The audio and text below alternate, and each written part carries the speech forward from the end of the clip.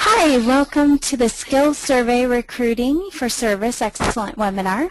We're going to cover how to avoid undermining your workplace culture of service, sponsored by SkillSurvey.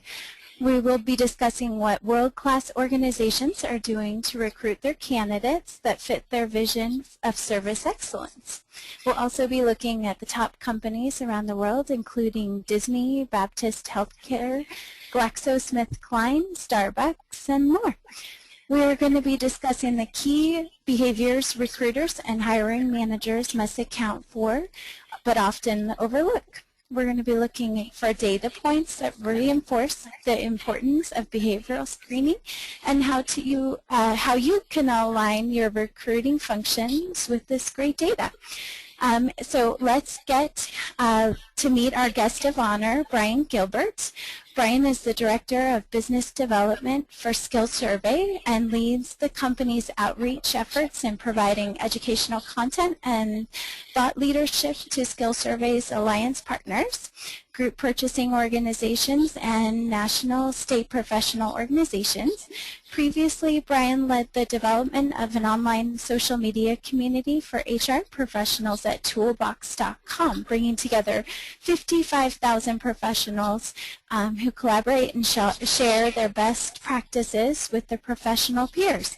He has a degree in education from Westchester University and presents educational materials around the country to a variety of audiences.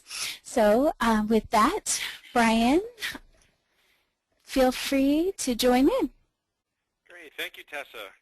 Good morning to everybody on the call today. It's my pleasure to be with you, and I want to thank Recruiting Blogs for allowing us the opportunity to have a dialogue with you today. So the topic at hand today is recruitment and talent acquisition based, and really centering around how to recruit the best when it comes to an eye on service. I think that this is a topic that really is universal. I give the same type of presentation quite a bit to healthcare as a sector, and I can tell you that while they're not always for-profit, actually they're rarely for-profit types of organizations, they certainly do have an eye toward patient treatment, patient excellence and care satisfaction. In fact, healthcare organizations are being assessed on this by patients after they leave the hospital, and that's actually impacting Medicare and Medicaid reimbursements from the government. So it's certainly a hot topic, and it's the poor service around our economy costs us billions of dollars. So with that, let's go ahead and level set what we're going to talk about today. First and foremost, I want to develop a baseline definition of what is excellence. What are we going to call excellence? It's going to mean something a little bit different to everybody, obviously. Secondly, how do we hire for it? How can we set up our assessment and our pre-screening? And then looking at your current hiring and recruitment models, what are some of the things that you can tweak or massage to better allow for better recruitment along these lines? So what I'm going to ask everyone to do, number one, please make sure that your phone is in mute mode. Please turn up your audio speakers as we're going to begin today with a short little video capture that I wanted to share with you to kick things off. So I'll be back to you in just a moment. If the screen is laggy, the audio is probably the more important component here, so just make sure you can hear it, and I'm hoping this comes through loud and clear. I'll be back in a minute. Good evening, folks. Welcome aboard Southwest Airlines Flight 372, service to Oklahoma City. When David Holmes used to give the pre-flight instructions, the passengers would tune out and glaze over. Not anymore. We're going to shake things up a little bit. I take them by surprise. I usually don't tell them that I'm going to do it. And to do it, you guys with me? All right. So give me a stomp, clap, stomp, clap. David needs a little audience participation to pull it off. There you go. Keep that going. Yeah. Good evening, folks. Welcome aboard Southwest Airlines Flight 372, service to Oklahoma City. When David Holmes used to give the pre-flight instructions, the passengers would tune out and glaze over. Not anymore. I'm going to shake things up a little bit. I take them by surprise. I usually don't tell them that I'm going to do it. And to do it, You guys with me? All right. So give me a stomp, clap, clap. David needs a little audience participation to pull it off. There you go. Keep that going. This is Flight 372 on SWA. The flight attendants on board serving you today. Teresa in the middle, David in the back. My name is David, and I'm here to tell you that. The first time I did it, it's really just because it's just a fun thing to do. If you have a seat on the road with the exit, we're going to talk to you, so you might as well expect it. You got to help evacuate in case we need you. If you don't want them, we're going to reseat you. I didn't know how they were going to react, but I was in a good mood, and I like to have fun at work.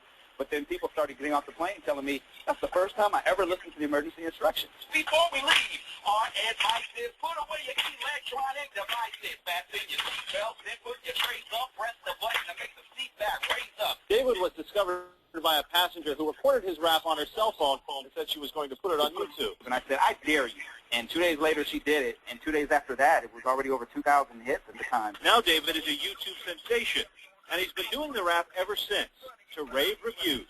Sit back, relax, have a good time. Never experienced a rap in flight attendant. It's pretty awesome. Pretty easy. And I don't like rap, and I really like that. That was pretty good. Thank you for the fact that I wasn't ignored. This is Southwest Airlines. Welcome aboard.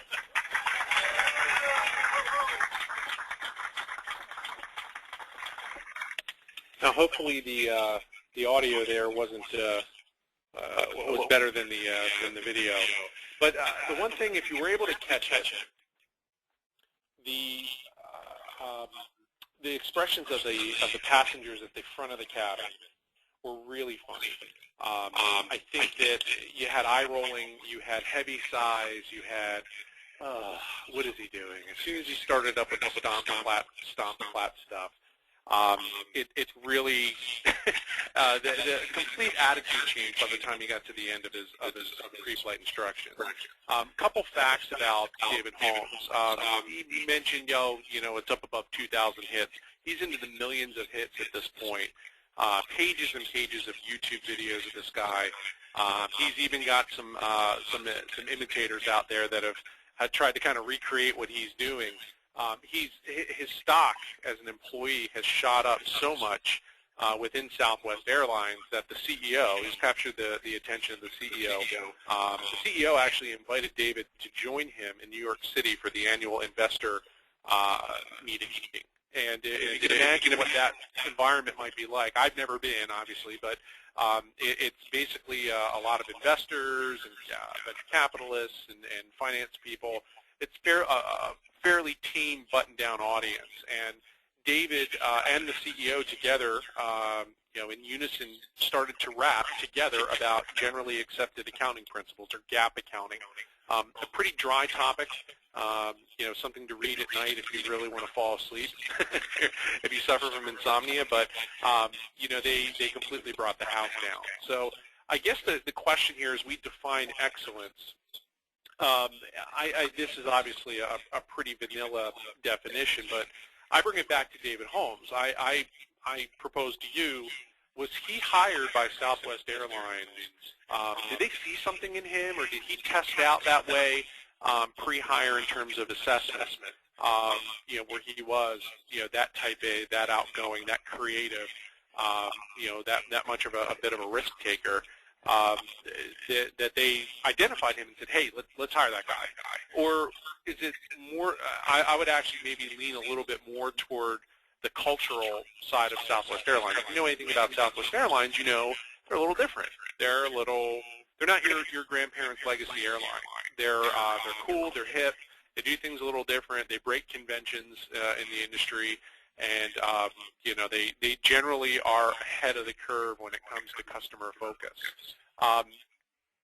I think that what you have is a situation where you have somebody with that innate ability, when put into a culture where risk-taking is not frowned upon. In fact, it's encouraged.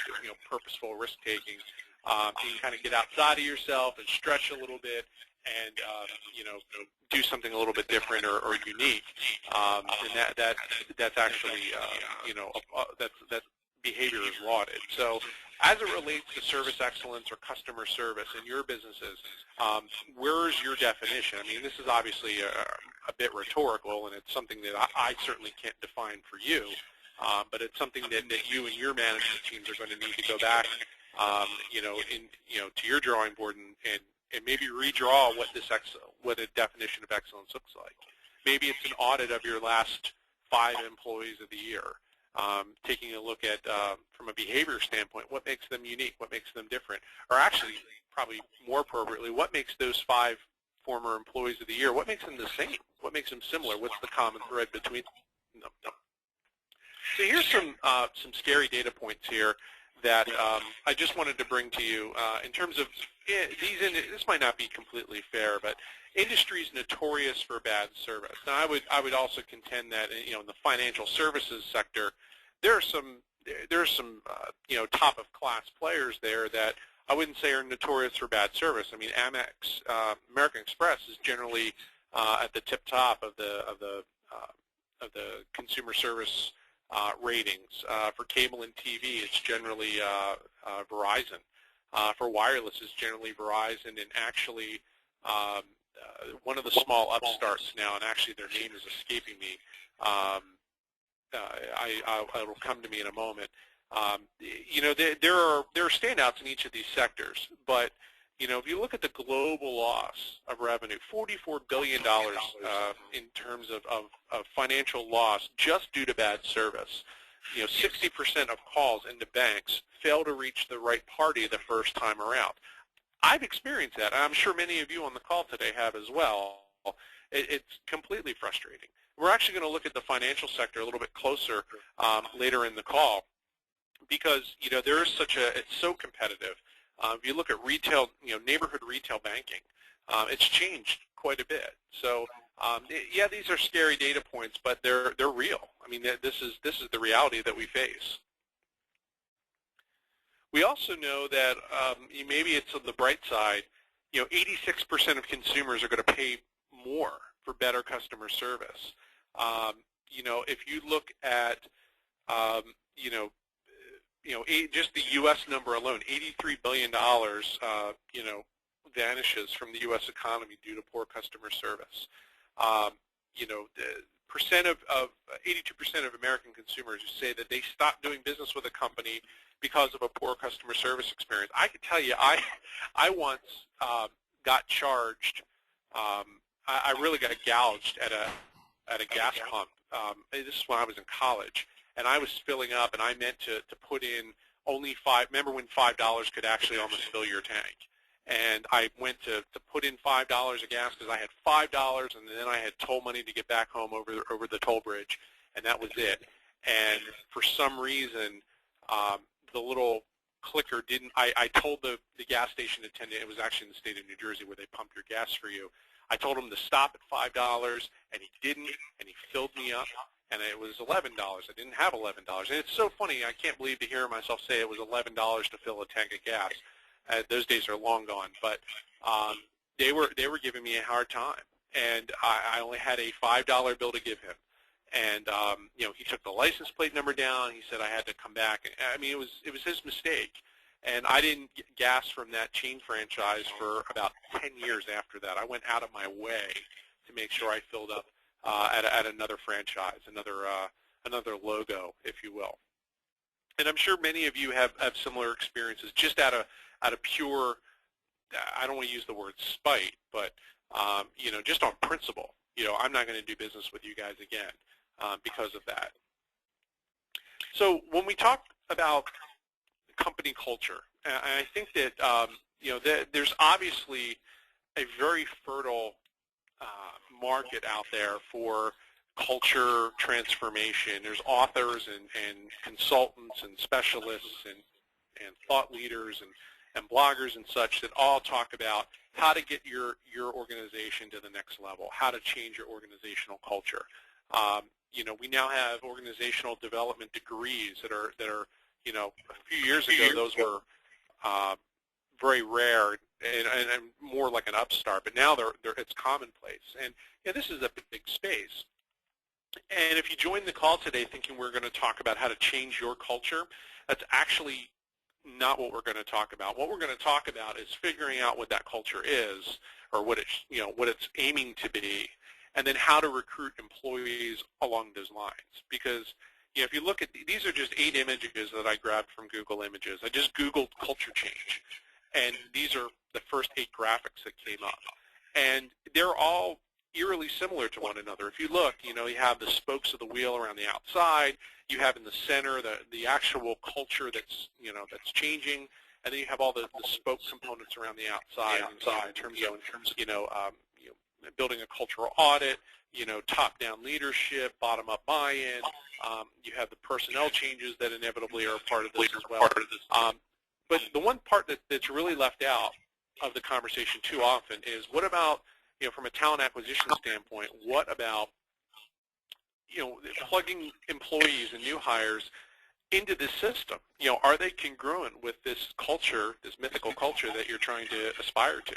In a lot of cases, it's no. They're completely disjointed, and it's not always a good match.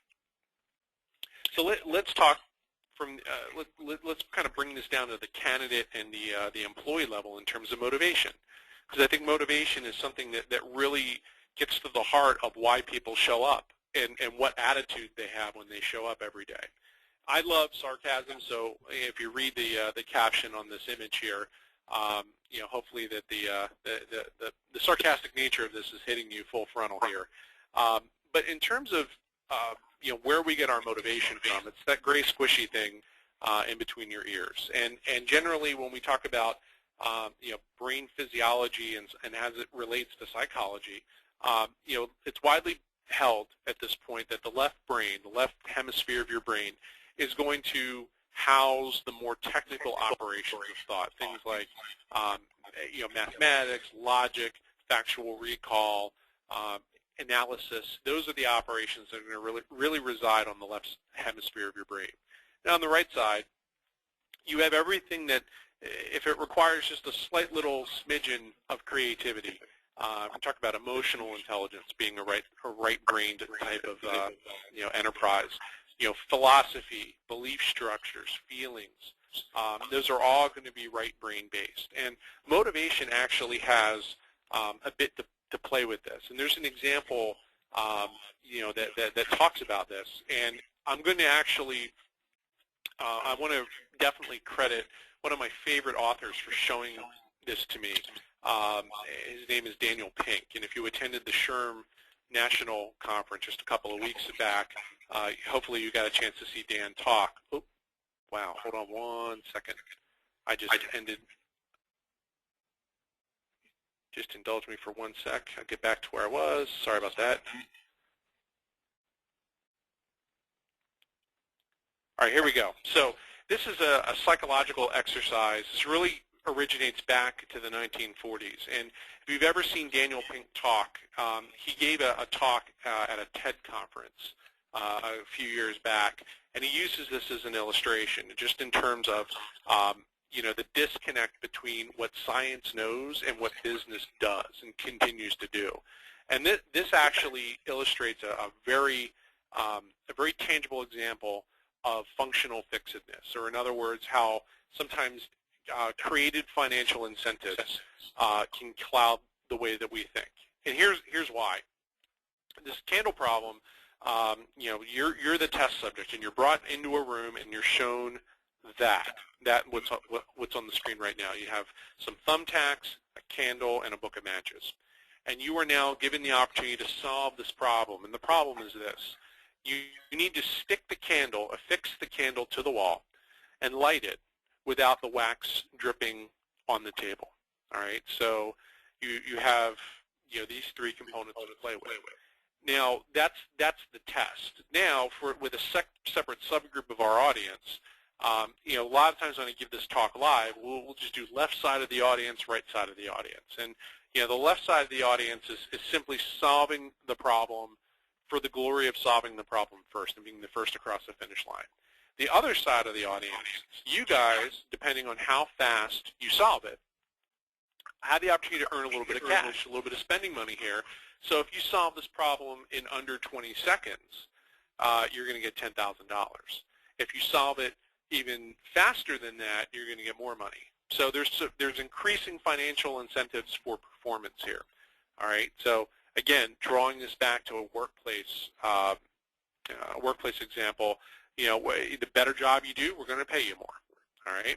So here we go. Ready, set, go. Now you've been looking at this slide now for about 40 seconds. So you probably have some ideas, bouncing up from your mind. And if we were all in the same room, I'd ask for show of hands, and we kind of bop around the room. Invariably, one of the first suggestions that's thrown at me is, oh, you light the candle, you get some wax going, you kind of smear it on the wall, and then you kind of stick the candle to the tacky wax and blow on it and get it nice and solid, and there you go. And that doesn't work. And then somebody else typically will chime in with a suggestion that's, you partially depress the thumbtacks and almost make a little frame, candle-shaped frame into the wall, and then you kind of wedge the candle down in between the wall and the tacks, and that'll work. And that doesn't work either.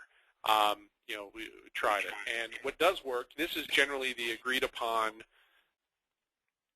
solution. It's the box that the tacks are in. So if you didn't see that straight away, first off, if you did see that straight away, that's great to you. If you didn't see it right away, it's not a shortcoming of thought. It just means that there's a functional barrier there in the line of thinking there, in that from a creative standpoint, did you see the box as being integral to the solution, or were you following the verbal clues that I gave you? Tacks, book of matches, candle, 3 things. The box doesn't even enter into it. So some of you probably saw it, some of you probably didn't. But here's the business case for this. So what they did in the 60s, there was actually a Princeton researcher that decided to test this and really wanted to see how financial incentives actually impacted the performance of this. So they had 2 groups: the group that was solving it for the glory of solving the problem quickest, and then the paid group. All right. The second group is actually the test group, and they took it all over the world. They took it to the jungles of Africa. They took it to the slums of Mumbai, India. They took it to some very economically depressed and remote areas, tribal areas. European cultures, North American cultures, it didn't matter. What they found time and time again is that the more money you added onto the pile, even to ridiculous levels, the worse the performance got. So it's counterintuitive, because business would have you believe that, hey, I have salespeople, I pay them more per deal, they're going to work harder and they're going to sell more stuff. And that in some cases is true, the people that are extrinsically motivated. But the folks that are intrinsically motivated are really the ones that are those right brain thinkers, the ones that are creative and can see creative solutions to problems. I just bringing this back to a healthcare parallel, because we work in healthcare so much. Hospitals have definitely figured this out, in that in their pre-screening, let's picture nurse recruiting. If you're in talent acquisition, imagine that you were recruiting for a team of nurses. Imagine like a SEAL team of close-knit, highly trained nurses. It's one thing to be highly trained, but it's another thing to really love the work and love the vocation and the calling. Imagine trying to train a nurse to be compassionate or exhibit empathy. The different emotional intelligence levels that are needed to really be a caregiver in that environment is completely different. Well, that transcends paycheck, that transcends benefits and hours and all of that. It's not just a punch the time clock and go to work affair for that calling. And sales is a lot the same way as well, or should be a lot the same way as well. And a lot of the service-oriented roles are going to be like that too. I don't want to spend a whole lot of time on this sequence of slides here. Just a couple that I grabbed from a report. There was actually a report that was published back in late 2011 by the Corporate Executive Board. Some of you might be familiar with them. They're Corporate Leadership Council, the CLC. They actually have a very widely respected HR practice within CEB. And it's basically a research firm, and they study trends, and and they're very global, and they're very dialed into business around the world. But they did a study back in late 2011 when the economy was awesome. By the way, I say that with a smirk on my face. But they really wanted to look at the top companies around the world that were still achieving top-of-class results even in the worst economies. Why? And the report really focused on hiring for fit and culture and just employee attitudes and behaviors. And one thing I thought that was really telling here is actually on the right side of the slide, the part that you have 43% versus 57%. Provide employees with right resources and environments. So this is the percentage of observable performance improvement and why it was due, what the causes of that improvement were. And they found that 43% of the improvement that was noted had to do with what they classify as indirect performance enablers. And if you read in that little box here, that would be attitudes and behaviors of not just the hired candidate, the new employee, but the attitudes and behaviors that they experience when they walk in the door. Their teammate, their department, kind of the prevailing winds within the organization. The rest of it, the other 57% have to do with stuff, the training, the experiences, the resources.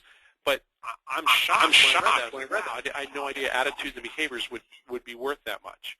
And if, I'd like to think it would be worth that much, but that to me blew my hair back. I didn't think it would be that high. Now, this slide and these graphics here really illustrate hiring for the right fit. And you certainly see a drop-off upper left and upper right. New hire performance and new hire engagement.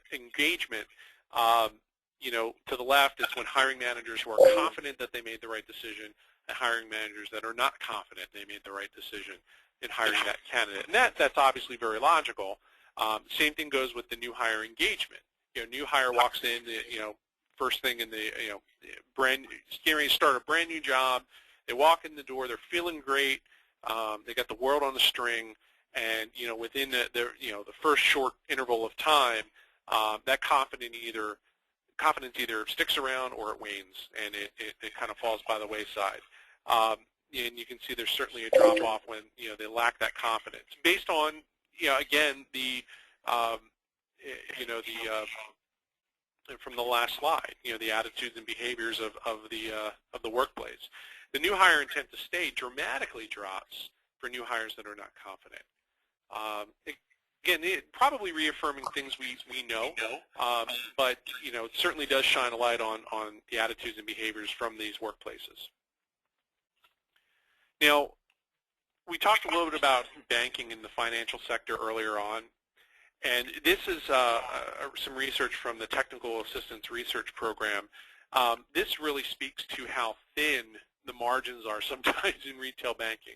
I was shocked to learn this, but each customer retained by a bank for 5 years equates out to about $263 in profits. Wow, that's I'm going to assume that's true, but that sounds very, very thin to me. It costs 5 times more to get a new customer than retaining an existing one. Yes, I think we all know that, and we've heard that time and time again, especially with new business acquisition. Of people that experience poor service, 95%, they're gone. You never hear from them again. They don't even complain. They just go away. And with banking, it's notoriously competitive. People are getting marketed to so many different ways, through so many different vectors that if I have a rough experience here, that's fine. I'll take my toys and go home and go down the street to this bank. Those 13% are going to complain to an average of 20 people each. I've seen lots of illustrations in terms of how quickly bad news can travel fast, and as social media continues to blow up and proliferate, and the average Facebook user now probably has 125 friends on Facebook, and the average Twitter user probably has about that many connections, some way more. All it takes is a foul tweet or a status update, and the numbers go way out of control with that. But there is a little bit of good news here. So, $235,000 is the hit a bank would experience if they lose 1,000 bank accounts, and that doesn't account for the moral, the loss of morale to staff, negative PR associated with that. If you can just put your finger in the dike a bit and reduce some of the customer attrition by here it says 25 to 85%. That could certainly boost profits. And 73% of the time, the organization made no attempt to try to get somebody to stay. And they just, okay, fine, you're gone. And either they lack the ability to see that that's a problem, or they just simply don't have the resources to put bodies on it to find out why, or to try to get people to stay. But 35% of people said that, hey, just a simple apology would have prevented them from moving. I had a situation with my bank where I do my family's, regular banking, where I had a new account built and started, and they did not order my checks. And I needed those checks because there was actually a specific purpose that I needed to draw from. And, the checks, it was an oversight. So I called the bank, explained to them the situation. They looked and said, oh, those checks were never ordered, but I'll get those ordered for you right away. I'm like, oh, super, great. Is there any way you can overnight them? Because here's why this is a big deal. And I explained the situation. And the girl was very nice, and she's like, okay, well, I understand that, and we can certainly overnight them to you as soon as they're ready. And they should be ready in about 2 days. So that way they would be in your hands in about 3 days. I'm like, that sounds fabulous. She goes, oh, okay, well, it's going to cost a $35 fee to overnight those. I said, well, wait a minute. But this wasn't my error. This was your error for not ordering the checks when you were supposed to, and now I need them, and this is going to be a problem. So I got no joy here. And, she's like, I'm really sorry, but I got to charge this. I'm like, okay, well, can I speak to your manager? No, I'm sorry. She's on a conference call. Okay, well, can I leave my number and have her call me back? She's in conference calls for the rest of the day. Oh, okay, that's how it's going to be. Okay, fine. So then I hate to say this, I'll admit this, I went to Twitter, and I tweeted the bank and said, hey, totally not cool what happened here. The bank error, I have to pay. Not happy about this. I was very general and broad. I didn't want to be too specific. I got a follow and a direct message from the social media team from the bank, and they said, hey, follow us back and call this number. And I actually got a hold of the guy in the social media team from this bank that said, look, I'm really sorry to hear this. Can you tell me, give me a quick synopsis of what happened? And I told him, and he's like, okay, here's another 800 number I want you to call. I built a case for it. This is like a super secret team of customer service people, and we'll get this hashed out. So I called, made the report. Within about 3 hours, I got a call back from the regional VP of the bank, who oversees like 3 states. And she said, look, I am so sorry. I got the whole report. I got the story here. This shouldn't have happened. I can't tell you how sorry I am. We're going to overnight this to you on our dime. Don't worry about it. Just keep an eye out. If you don't see it in 4 days, call me back on my number. Here's my direct 9. And that was owning it to me. That was, my God, that's a breath of fresh air right there. That is, I'd love to tell you the name of the bank. I probably shouldn't, but they did me a solid. And it really comes down to them fixing their error. All of us, we all have examples like this. And thank you for letting me vent mine for a minute or two. But it is nice when they do come through with you. And here, the customer loyalty, happy customers who had their problems resolved will tell 4 to 6 people about their positive experiences. I brag about that because this bank completely went the extra mile for me. And you know what? They probably bought good karma equal to 3 or 4 additional account screw-ups at some point down the line. They might mess something up, or maybe reset my PIN by accident on my card. I don't know, but it's not as big a deal because they, at a time of real need, something that was really important, they handled it for me. So, they apologized, they made good, and that's really all I can ask. So, I know we live this stuff every day. So I did a little bit of research and dug into some of the quality awards, and you may have heard of some of them. Obviously, if you're in the consumer market, I know we hear about J.D. Power awards quite a bit in terms of quality, especially when it deals with automotive.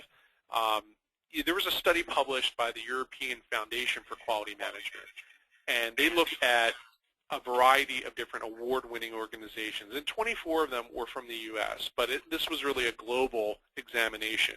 And they stacked up companies of the same market, same industry, same size, and they compared them to one another. And what they found was that the companies that were award-winning, that's kind of a broad definition, but award-winning meaning that they stick themselves out there and they apply for quality awards, they undergo some additional scrutiny, they jump through some additional hoops and more red tape. And what they find is that extra work and that extra, measurement when it comes to how, the quality of their product and the quality of their service and their work, they outperform the competition by quite a bit. And you can see in sales and assets and operating income. Now, if you're familiar with the Malcolm Baldrige Award, the National Quality Award, it's a pretty comprehensive methodology, and it in and of itself is probably its own call, its own webinar. And I know they give, they're featured on several webinars. But in terms of, wow, is it worth it? Is it worth sticking our organization out there in front of the public for additional scrutiny for these awards? Sometimes organizations really they either don't want to go through the hassle, or they don't really see the ROI attached with, hey, is it worth it? Cargill thinks it is because, in the business units where they are fully deployed with the Malcolm Baldrige methodology, they're overperforming cumulative earnings by 30%. The blue is obviously they're sort of deployed, they're partially deployed. The white, they're either not not on board yet, or they're just slow to get on board. They're underperforming. So you can really get a sense on, wow, if we ratchet up the scrutiny on quality and service, then this is really what it can bring us.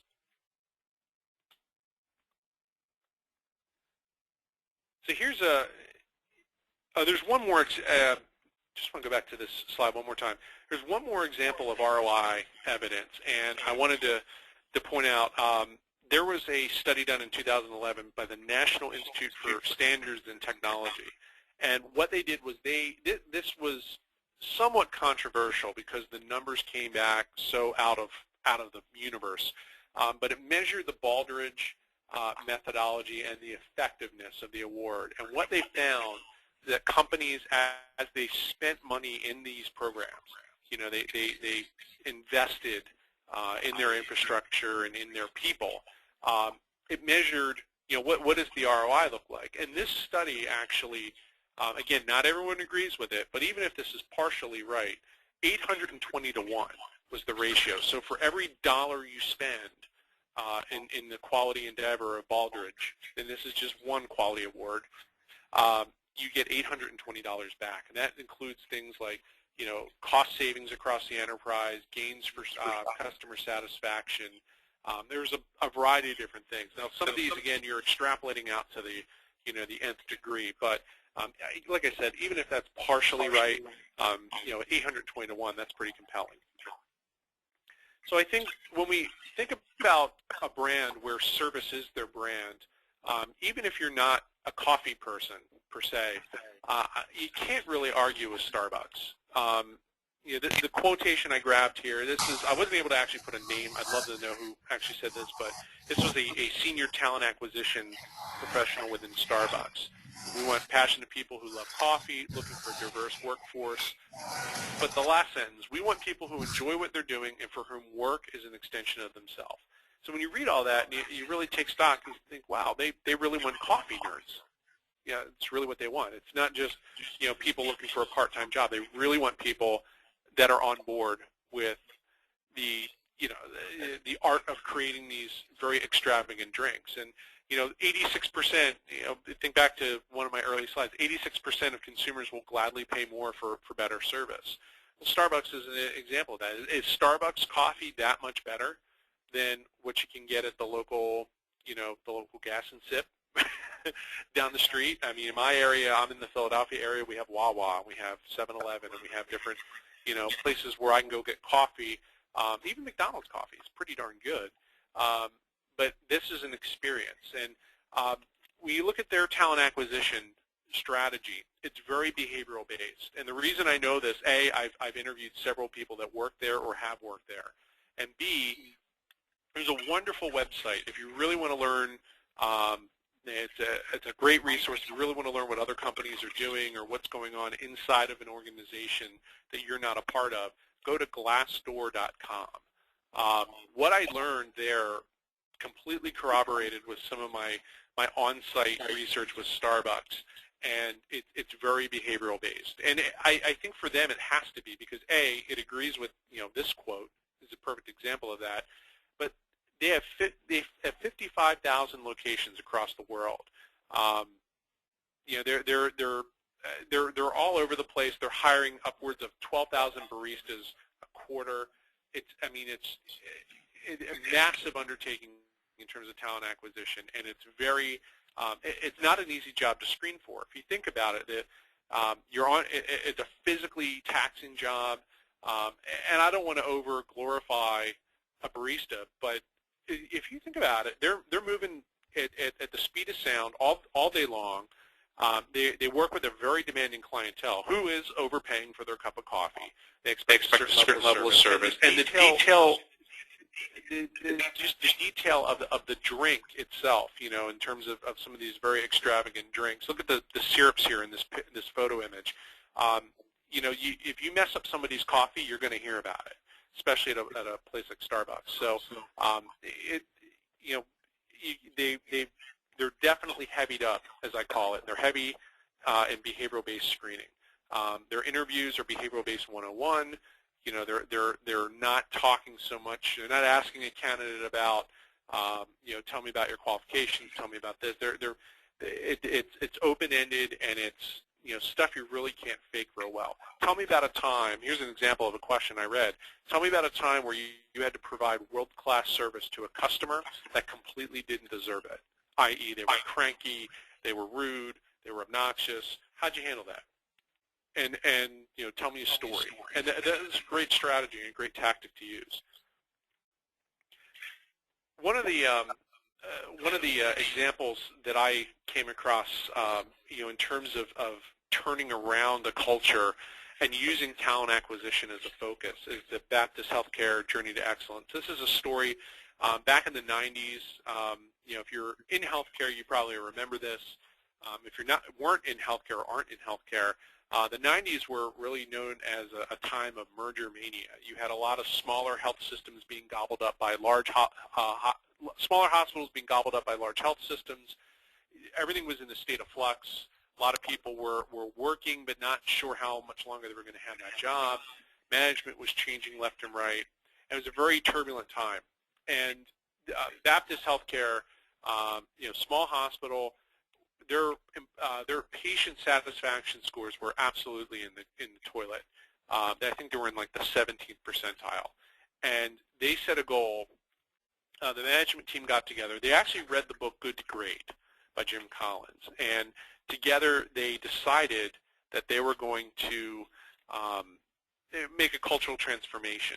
And the way they did this was simply by tearing the Band-Aid off. They made, obviously anytime you undergo something like this, it necessitates a lot of somewhat radical change. But all of it was very positive. The one thing that they, in terms of moving the needle with patient satisfaction, it generally takes a while to do that. They were actually able to elevate up to I think it was the 89th percentile in 9 months. So they surpassed their goal, and they actually did it a little bit ahead of time. but again, they put some pretty interesting concepts into play, some of which are probably commonplace now. Maybe you use them or have thought of them or heard of them.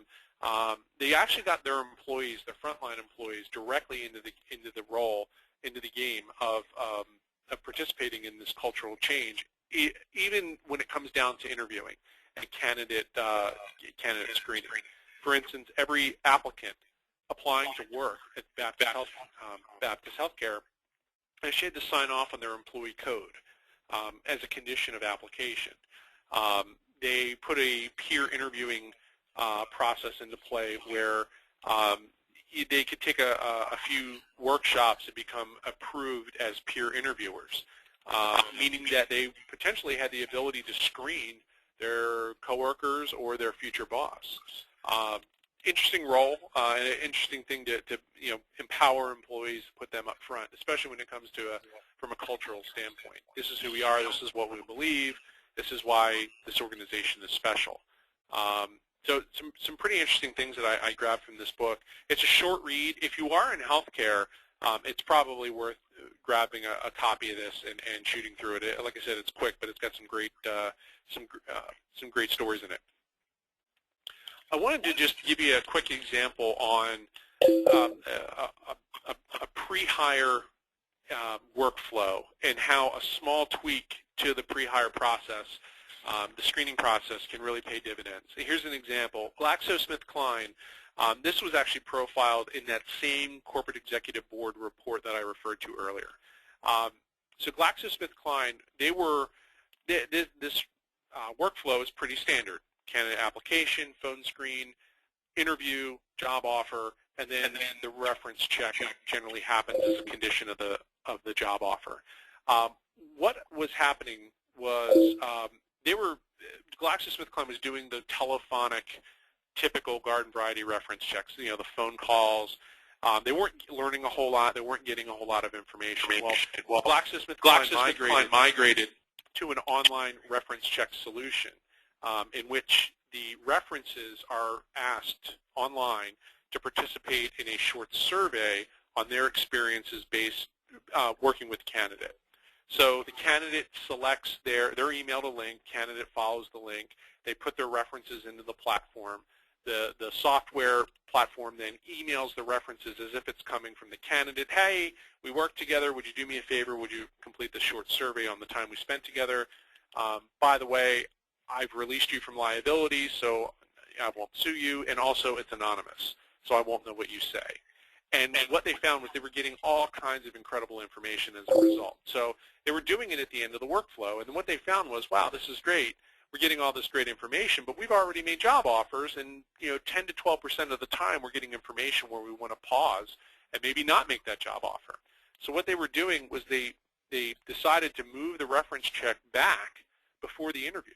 So they would, candidate applies, mountain of resumes and applications.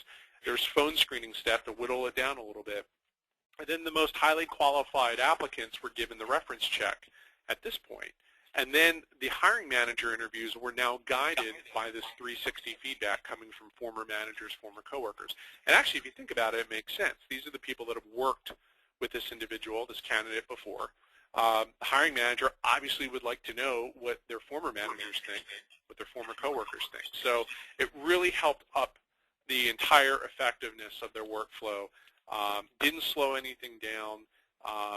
They were getting, instead of getting information too little, too late, they were getting it right on time and able to actually use things that were actionable in their interviews. Full disclosure, by the way, the online reference check solution that they utilized was provided by SkillSurvey. That's what we do. One last thing I wanted to show you here was just a quick example here, and I wanted to back some of this up with our data.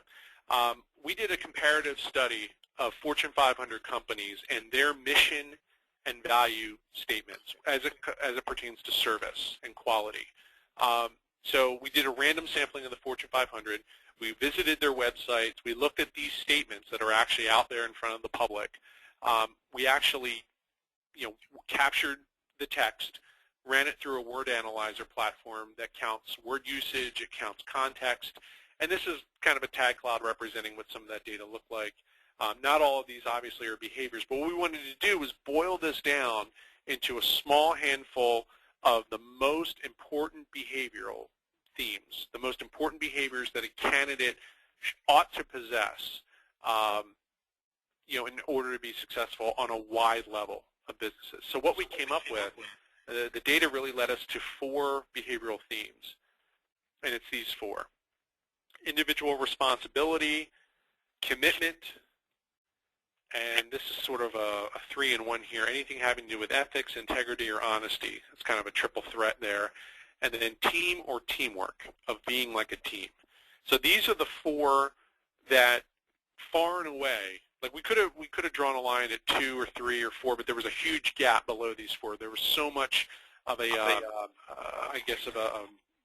so much of a resonating chord here with these 4 that it didn't even make sense to entertain a 5th. It was a pretty clear cutoff. So what we decided to do was we decided to take a few of our surveys. Now again, our survey library, I think we have about 314 or 15 job-specific surveys in our library. So if you're screening for a major account sales executive or a customer service, phone center representative, or a registered nurse, or an ER nurse, or a CFO in your organization, doesn't matter. We have surveys all pre-prepared for each of those job situations.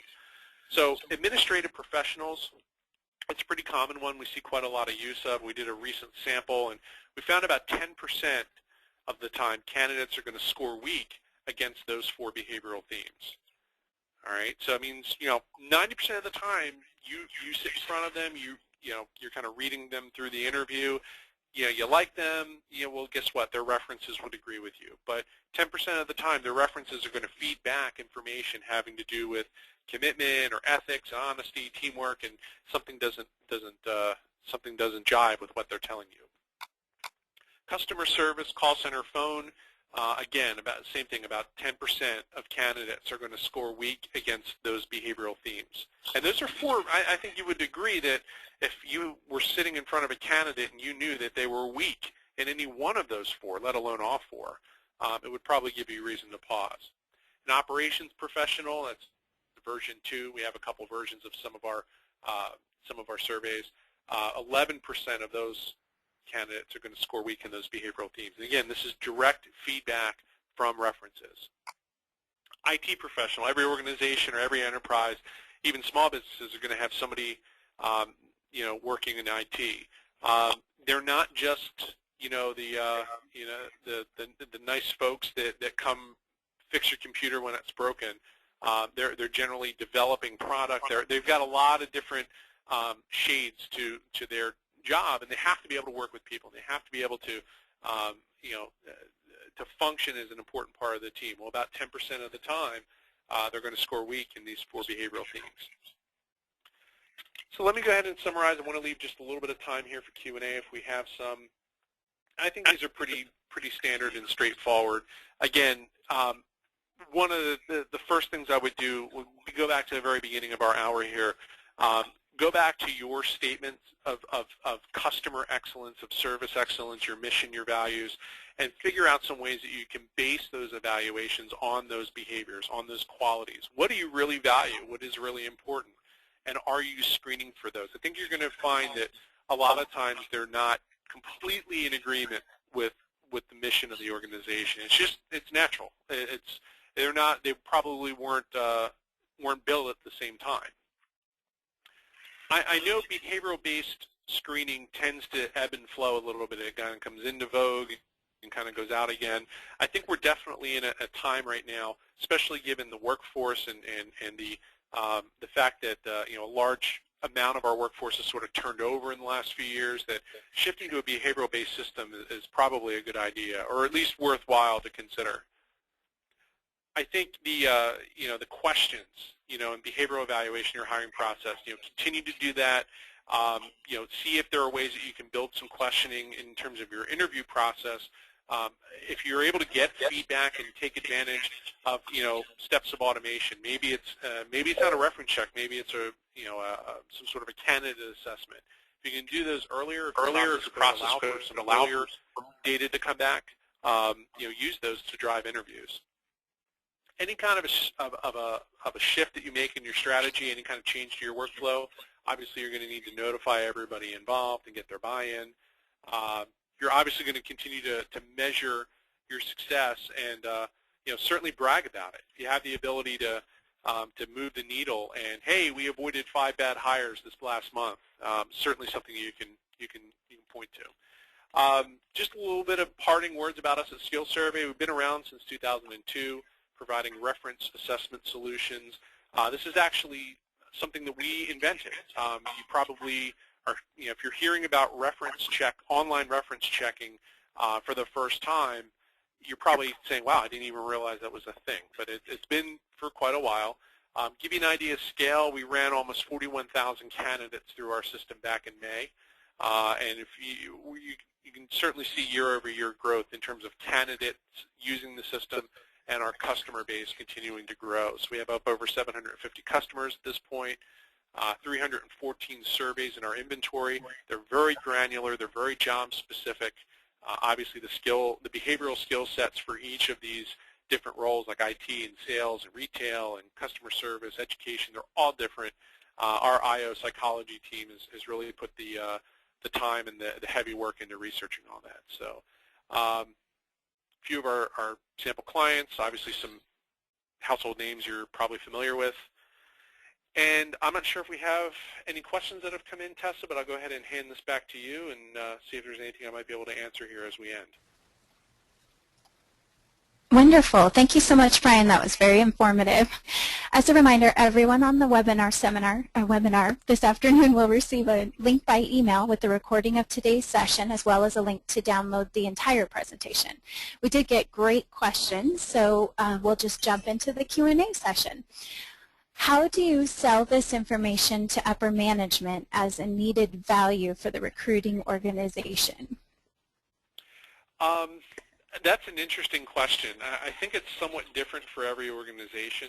I think in terms of selling it upwards to upper management, generally I can tell you from our vantage point at SkillSurvey, our process is generally along the lines of, talent acquisition professional or, director of recruitment or director of HR, hears about us, sees us, maybe they even get a SkillSurvey request.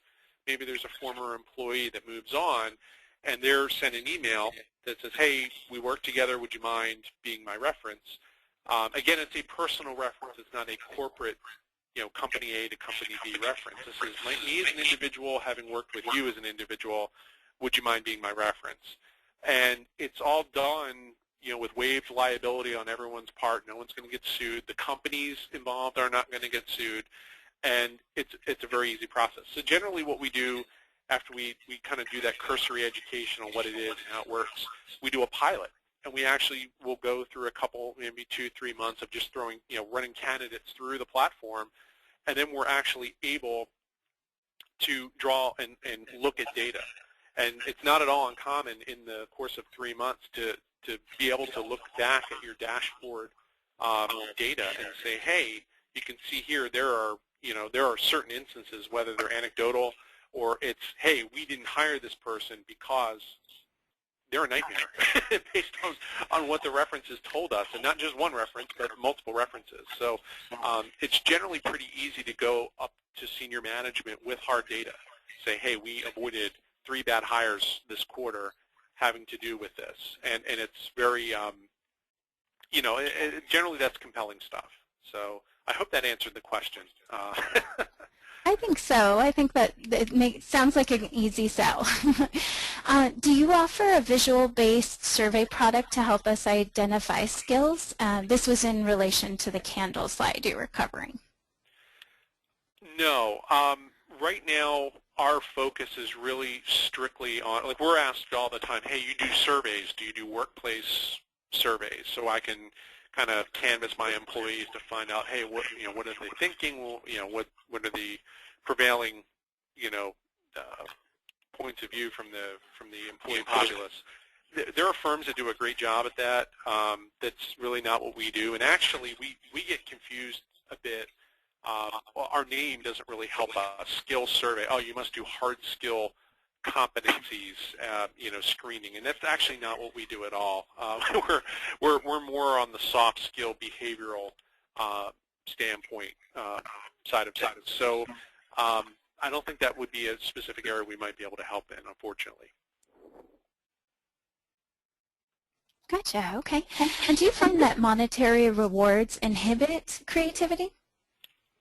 I mean, according to the the Kendall problem, and I know if you read Drive, that there's a book by Daniel Pink, who I referenced earlier in the call, called Drive: The Science of What Motivates Us. There's numerous levels in which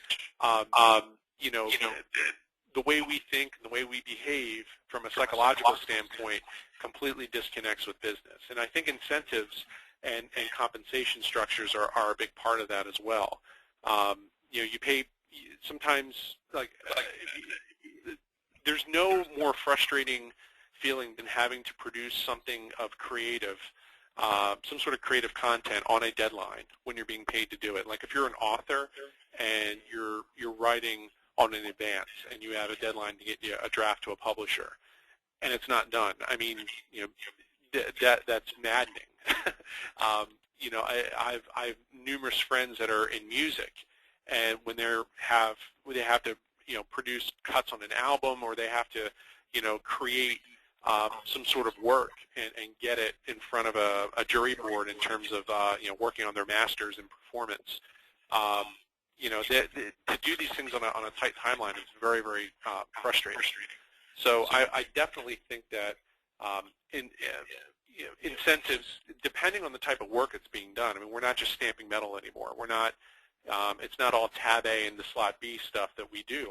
Our work has really shifted to more right brain work, and there's a lot of evidence out there that says that you can't look at the reward and incentives the same way for that. Very good points. Thank you. And during the pre-screening process, how do you recommend we identify these points so that we can get a better assessment of the talent that we're finding? Well, I think number one, if you're going to hand over any parts of your pre-hire process to like an external vendor, and I think SkillSurvey would probably qualify as an external vendor like that, you really have to be comfortable with the work that they've done.